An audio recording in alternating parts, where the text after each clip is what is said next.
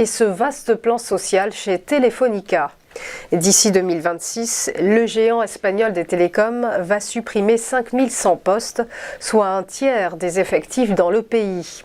Une réduction de voilure annoncée à l'occasion d'une réunion entre la direction et les syndicats. Le dégraissage concerne l'ensemble des activités de l'entreprise, un plan d'économie censé améliorer la rentabilité de Telefónica, confrontée à une lourde dette et à un plongeon de sa capitalisation boursière. Présente dans 12 pays, la multinationale emploie actuellement 16 500 personnes en Espagne et 100 000 à travers le monde. On poursuit avec le chiffre du jour, 13 milliards d'euros. C'est le montant que devrait perdre le fisc à l'occasion de la transition énergétique. Estimation à horizon 2030, publiée dans un rapport du Trésor. Divulgué ce mardi à l'occasion des rencontres de Bercy sur la croissance et le climat, le document étudie l'impact de la sortie des énergies fossiles, impliquant une baisse des taxes sur les carburants.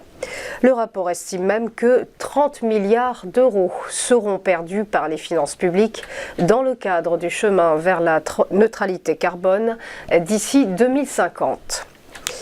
On termine avec ce délai supplémentaire accordé à Evergrande pour éviter la liquidation. Le promoteur immobilier chinois a désormais jusqu'à fin janvier pour présenter son plan de restructuration. Un répit offert par la justice de Hong Kong à l'ex numéro 1 du secteur en Chine. En repoussant cette échéance, les autorités offrent un bol d'air à Evergrande, sous étroite surveillance en raison de son poids dans l'économie chinoise. Massivement endetté à hauteur de 300 milliards de dollars, Evergrande avait fait frémir les marchés il y a 2 ans en raison de son défaut de paiement lié à la crise immobilière en Chine.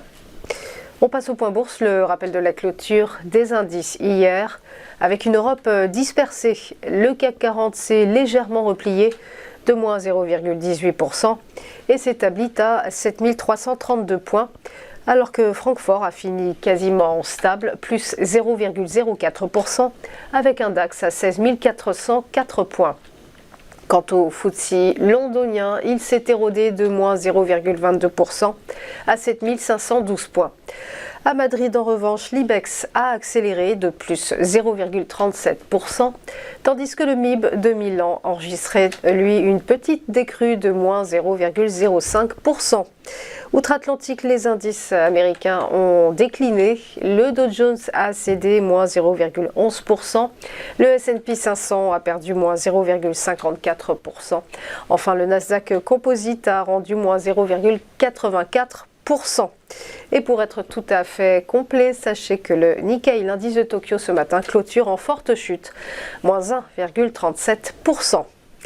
Voilà pour les news, on va marquer une première pause et se retrouver juste après pour ChronoCAC. A tout de suite.